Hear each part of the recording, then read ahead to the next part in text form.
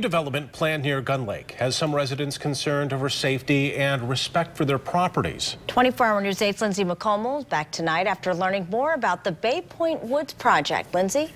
Marley and Brian, it's an expansion to the Bay Point Inn in Shelbyville and already been approved by the Barry County Planning Commission. But the property actually sits behind a residential area, and residents say that they don't welcome the development. We don't really oppose the expansion. We just oppose where it's going to be located at. Diane and Joe Farley live directly across from the Bay Point Inn on Gun Lake.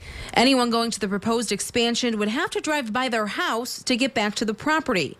Right now, that area is used for parking during the summer months, which they say already causes a massive headache and late nights. Then we start having confrontation right in our yard.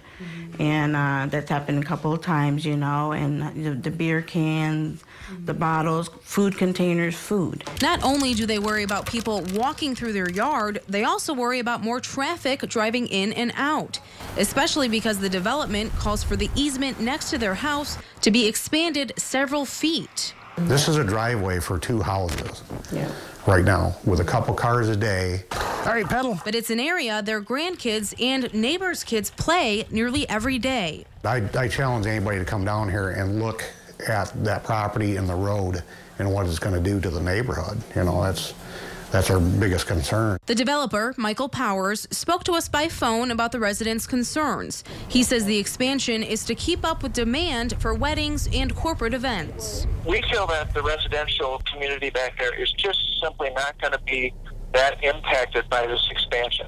He also added they already agreed to more security for the area, sound checking any live bands or performances to ensure the noise doesn't travel too far, and enforcing a noise ordinance after 11 at night. Based on our track record with security and safety and with law enforcement, I think our reputation speaks for itself.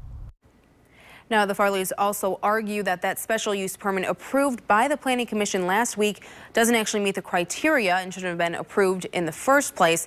That is an accusation that we are still digging into. Reporting in studio, Lindsay McCombs, 24-hour News 8.